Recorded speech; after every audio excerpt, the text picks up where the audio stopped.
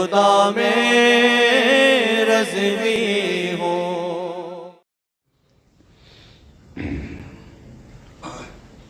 Alhamdulillah,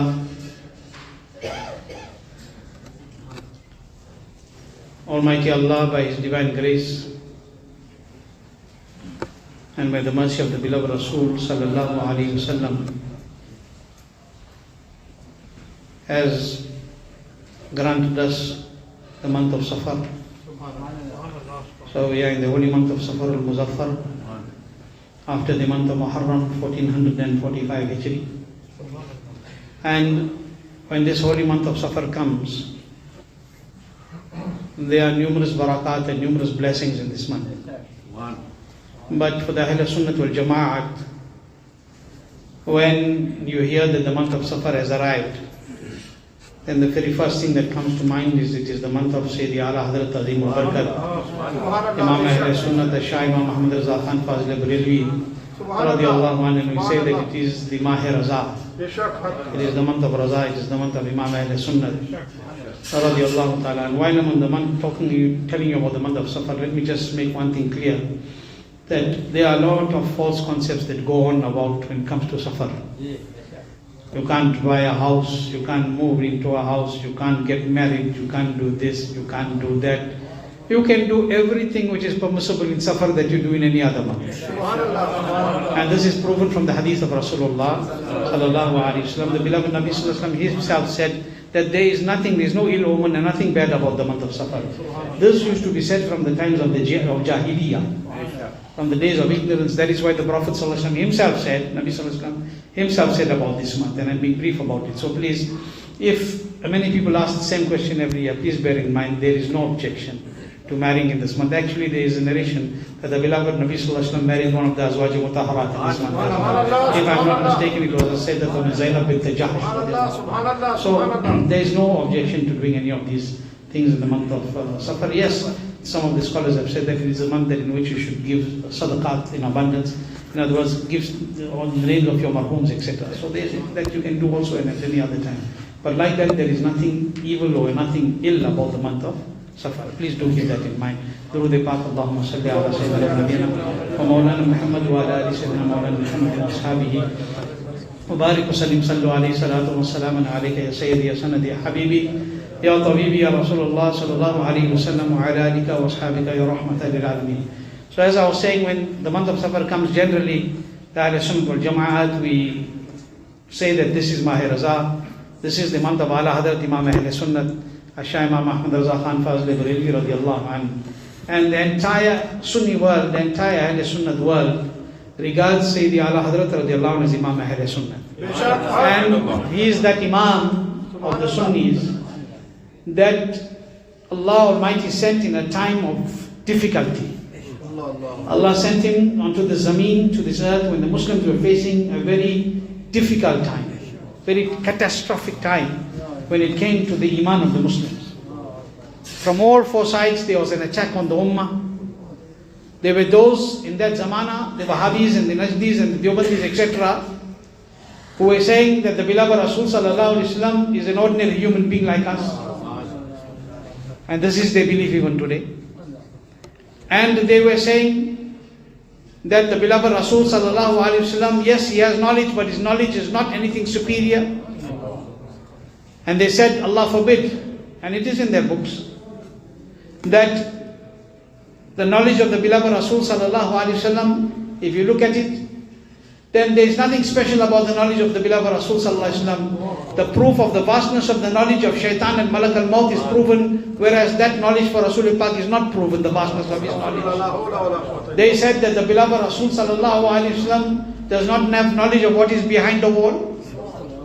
They said that to celebrate the Mawlud of Rasulullah and to commemorate the Mawlud of Rasulullah sallallahu alaihi wasallam is like praying to the Hindu deity Kanaya. They compared these things to the beloved Rasul sallallahu alaihi wasallam, and in a time like this, and these are only some of the things that they said and they were writing. In a time like this, Allah Almighty sent Ala Hazrat Azim al-Barkat radiallahu anhu. It was in that time that they were saying that Muslims cannot go to Ajmer Sharif. Muslims cannot go to Sarkar Khaja Khajagan Khaja Gharibun Nawaz. You can't go to any wali. They said if you travel, and they wrote, if you traveled from a distance with the intention of visiting the darbar of a saint, the qabr of a saint, it was shirk. You were out of the folds of Islam. You cannot travel towards the graves of the pious. Yet the beloved Rasul sallallahu alaihi wasallam made it a habit to go to Uhud always. The beloved Rasul sallallahu alaihi wasallam made it a habit to go to Uhud, especially on the special day of Uhud. Once a year the beloved Rasul definitely went on that day. So the journey of the Nabi sallallahu alaihi wasallam from the sacred mosque to the court of the Shuhada of Uhud to make dua there, would it mean ma'adallah? What was the law now they were going to give on the beloved Nabi? La ilaha illallah Muhammadur Rasulullah sallallahu alaihi wasallam. In a time like this, in such a difficult time, Almighty Allah saved a personality who will attach us to the sacred feet of the beloved Rasul sallallahu alaihi wasallam. When those who claim to be Muslims were trying to detach us from the sacred feet of the beloved Rasul sallallahu alaihi wasallam. And the West and the Kuffar have always done this. Always remember, when there is a storm outside the ship, it's easier to control. But when the storm is inside the ship, it's very difficult. Okay? And they have always tried to cause harm within Islam from those who call themselves Muslims. And this is the most detrimental thing and the most dangerous thing. Look, if your enemy is your neighbor, you can fend off his attacks quite easily. But if your enemy is your brother, who lives in your house, it is absolutely difficult. Because you will not even see it coming. You will not even see the attack coming. And the kuffar have always used this ploy and trick, that let Islam be harmed from within. All the deviants and all the bad mazhabs that have come today have come from within. They became external forces, but they were internal. They came out from within.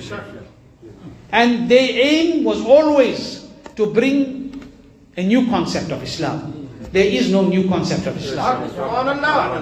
There is no new concept of Islam. Islam is Islam. This is the deen of Almighty Allah. And this is that deen of Almighty Allah which was the deen of Adam alayhi salatu wasalam. It was always and is always the deen of Almighty Allah. Okay?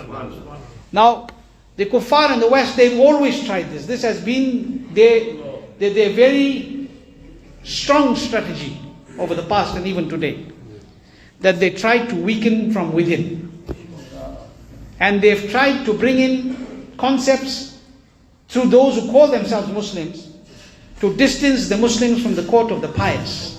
Why? Because they know that if you become close to the pious, you are successful, because they know, even the kuffar know, they have studied the word of Allah.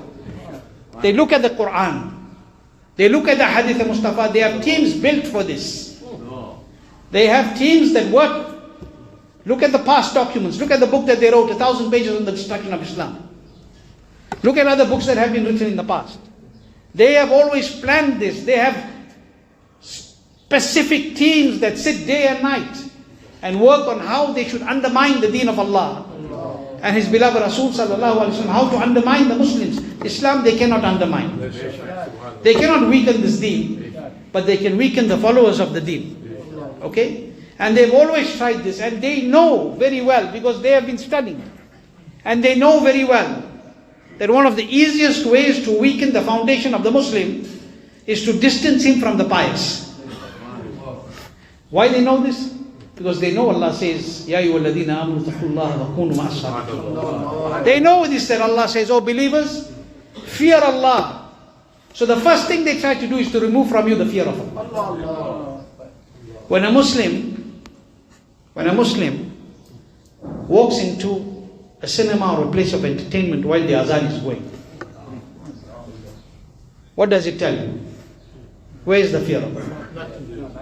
Let's be open about this. Where is the fear of Allah?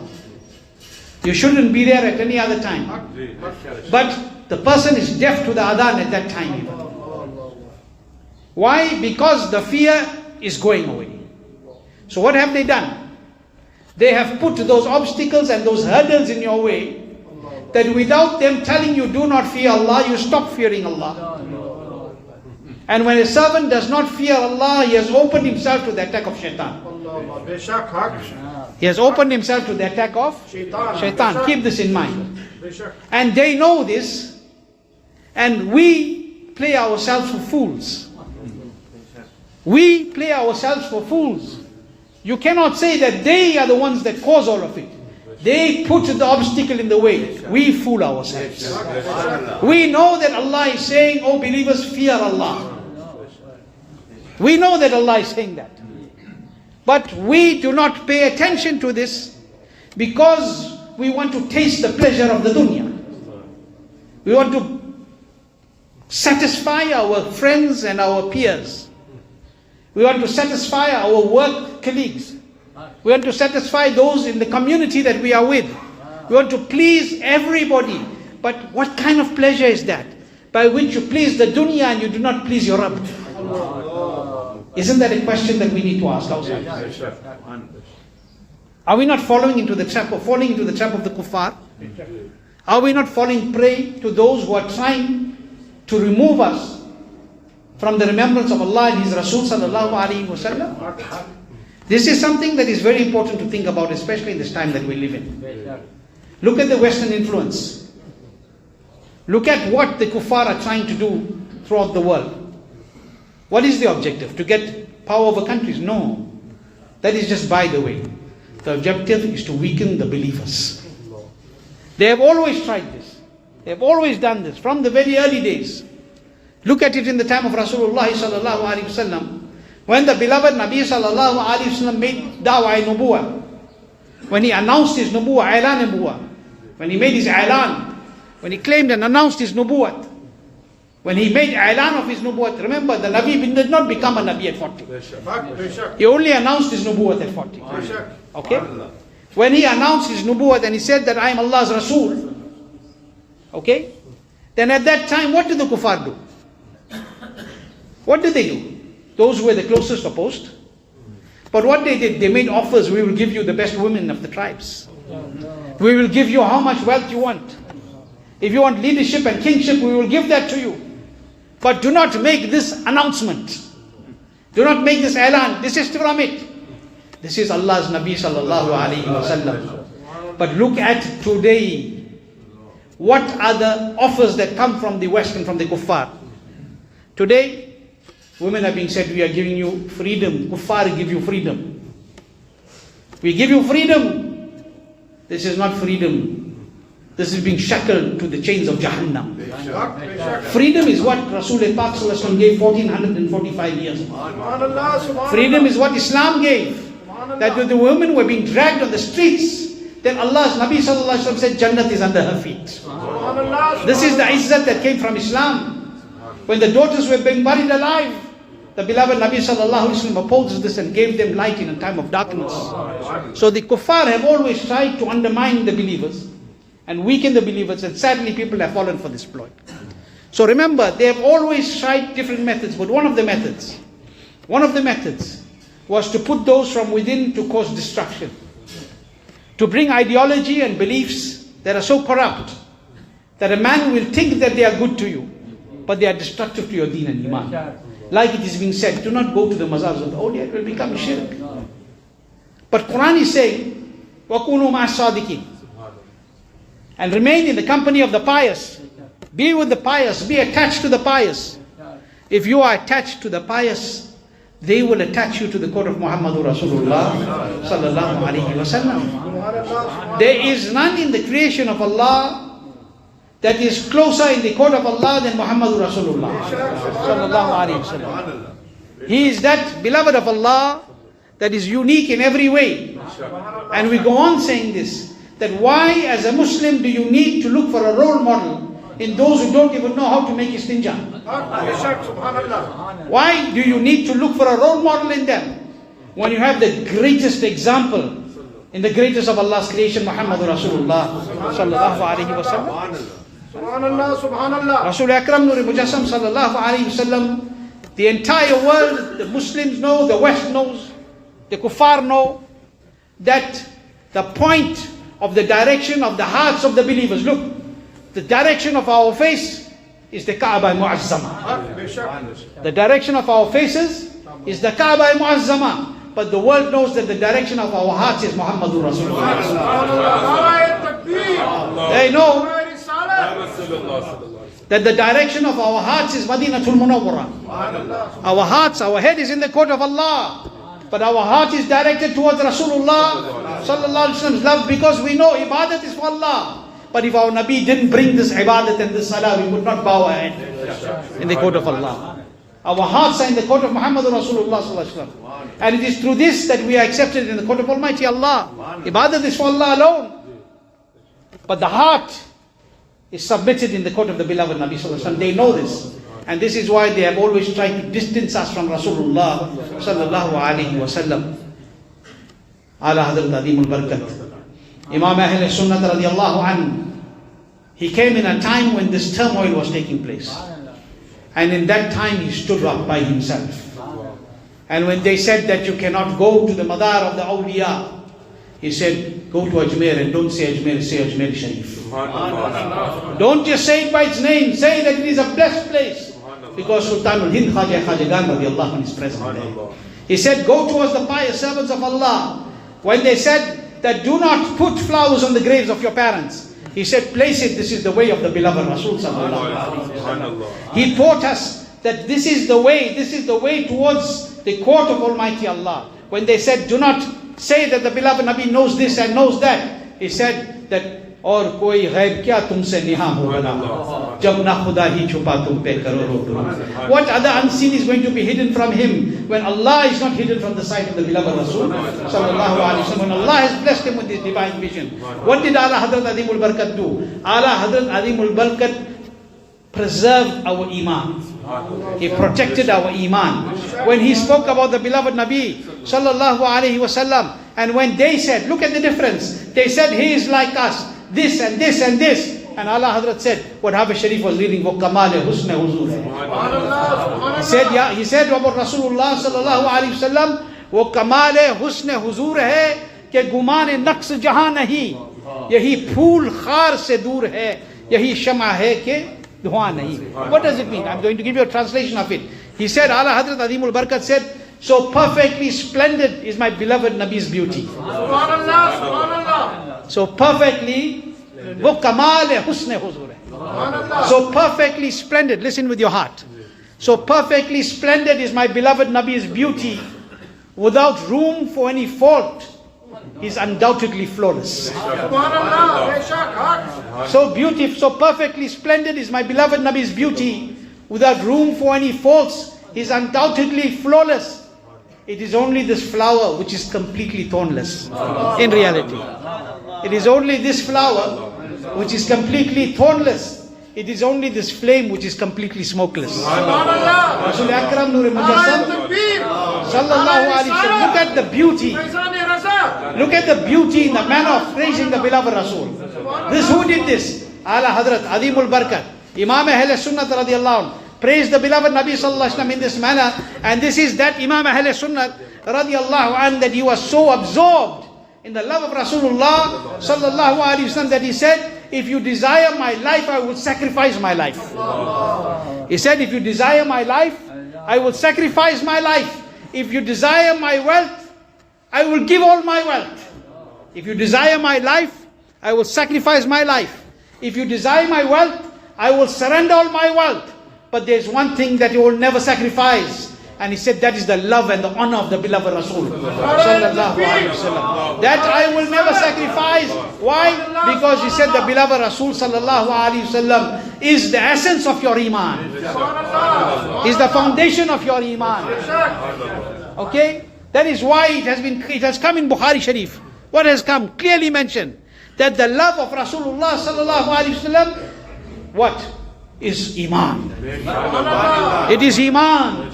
That is why Allah Hazrat said, Allah ki satta baqadam shan hai ye. Insan nahi insan, wo insan hai ye. Quran to iman batata hai inhe. Iman ye kehta hai meri jaan hai. From his Mubarak head to his Mubarak feet, the beloved Rasul Sallallahu Alaihi Wasallam is the manifestation of Almighty Allah. इंसान नहीं इंसान, वो इंसान है. A human not like any other human, but that most powerful superhuman is he. Quran to iman batata ही है. That when you ask the Quran who is he, Quran says he's iman. When you ask the Quran who is he, Quran says he's iman. और ईमान ये कहता है मेरी जान है ये. And when you ask iman who is he, iman says he's my soul. This is what Imam Ahmed Raza taught us. This is what Ala Hazrat Azim Al-Barakat radiallahu anh taught us. He taught us that if you want success in this dunya, then you will get it at the court of the beloved Rasul sallallahu alaihi wasallam. You will get it at the Qadminaz of the beloved Rasul sallallahu alaihi wasallam. You know, this is that court of the beloved Rasul sallallahu ta'ala alaihi wasallam, that the pious and the beloved servants of Allah have said that even if you have nothing, you have no wealth, you have no power, you have no strength, you have nothing, but you have the love of Rasulullah sallallahu alaihi wasallam, you have everything. You have everything, you are the wealthiest man. Your true wealth is not based on what is in your bank account. Your true wealth is not based on what you have saved inside your account. Your true wealth is based on what you have saved in your heart. It is what you have preserved in your heart, and that is the love of Muhammadur Rasulullah sallallahu alaihi wasallam. Because that money that you have will not be of any benefit to you in your grave, but that love that you have, lahad mein ishq ruqay shah ka daag, lahad mein ishq ruqay shah ka daag leke chale, andheri raat suni thi chirag leke chale. That when you enter your dark grave and there is no light there, 6 foot deep. I said this before. Closed from all sides. All those who love you will shut you in and walk away. Nobody, those who you brought food for every day, those who you made sure that the rent was paid, for whom you made sure that I went out of my way to pay the bond, for those who you did all your efforts so that they drive the best cars, for those whom you made all the efforts so they eat the best food. But when they put you in there, nobody's going to stay 2 minutes. Koi bhi nahi. Nobody's going to stay. All of them will shut you up from the top and even pour sand on top of you. That's the command. And they will leave. And they will leave. And nobody will be there. But at that time, aapki tal'at ko dekha jaan. Huzur Taj Shariah says, Ya Rasulullah sallallahu alaihi wasallam, aapki tal'at ko dekha jaan di. Qabr mein pahuncha to dekha aap. And Ya Rasulullah, when I entered my grave, nobody was there for me. But when I went in, I found you there, Ya Rasulullah sallallahu alaihi wasallam. Okay? This is the important factor. This is the very important factor. That you have nothing, but you have the lamp of the love of Rasulullah sallallahu alaihi wasallam in your heart. That dark grave will not be dark, it will be bright. It will be radiant because of that spot of love of Rasulullah sallallahu alaihi wasallam. And if you and I sincerely love Allah and His beloved Rasul sallallahu alaihi wasallam, then know that the love of Allah cannot be attained without the love for Rasulullah sallallahu alaihi wasallam. And this is what Sayyidi Ala Hazrat Azim Al-Barakat radiallahu anh taught us all his life. This was the lesson, this was the great lesson, that leave alone you, he taught us, that leave alone you.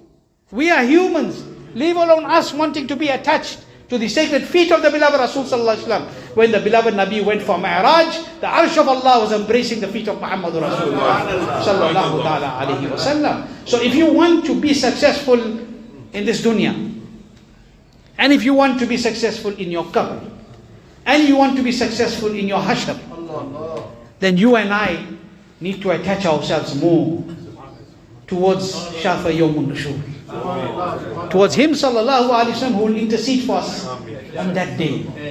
None can intercede on that day before the beloved Nabi opens the doors of intercession. Nobody. So this dunya, remember, is temporary. And the great personalities like Sayyidi Ala Hazrat Azim Al-Barakat radiallahu anh, whom Allah sent to protect our deen and our iman, have fulfilled their responsibility. They have fulfilled their responsibility, subhanallah. Look at how he put the love in our hearts. Look at how he inspired and instilled the love of Rasulullah sallallahu alaihi wasallam in our hearts. That he taught this in India. He taught this love in Bareilly Sharif. And more than 100 years have gone by. And after Jummah on a Friday, People are standing in the masjids of Durban and saying, Mustafa Jane Rahmat Pelah Salam, Shamai Bazme Hidayat Pelah Salam. The love of Rasulullah Sallallahu Alaihi Wasallam spread in this manner. The corners of the world, you will hear the salam upon the beloved Nabi Sallallahu Alaihi Wasallam. And when he sent salam to the Nabi, he didn't say one, he said hundreds and thousands of salam upon the Nabi, millions of salam upon the Nabi, billions of salam upon the Nabi in one single sentence. Why? To teach you that the Nabi said that the one who wishes to be closest to me, the closest to me on the day of Qiyamah, will be those who send durood in abundance upon me. Look at what Allah Hazrat Azimul Barakat did. He freshened our lips with sending abundant durood and salam in the corner of the beloved Rasul Sallallahu Alaihi Wasallam. And I say to people that Allah Hazrat Azimul Barakat radiallahu anhu is not just one personality, he's a subject. Allah Hazrat Azimul Barakat is a subject. And inshallah during this month of Safar we will discuss this subject.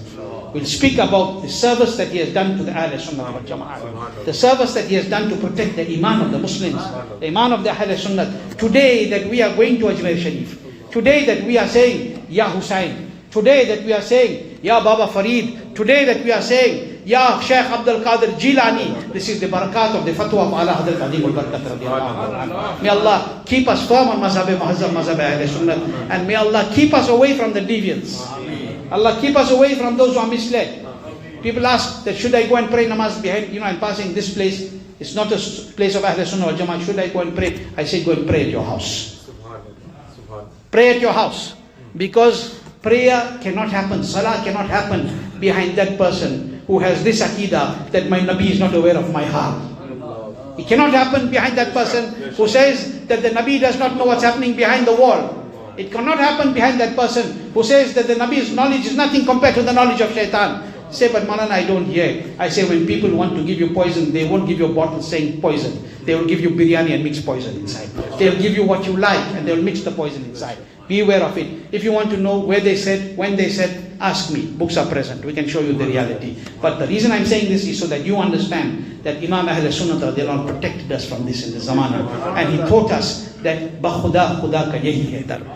If you want success in your life, then come to the feet of the beloved Rasul Sallallahu Alaihi Wasallam. Come there where 70,000 angels descend every morning. And come there where 70,000 angels descend every evening, sending salutation upon the beloved Rasul Sallallahu Alaihi Wasallam. Come there where the sun rises not to give light but to take light. Come there to where the sun rises not to give light but to take light. And come there to where the moon comes out not to show its beauty but to accept charity of beauty from the court of Rasulullah Sallallahu Alaihi Wasallam. That is where we have to come.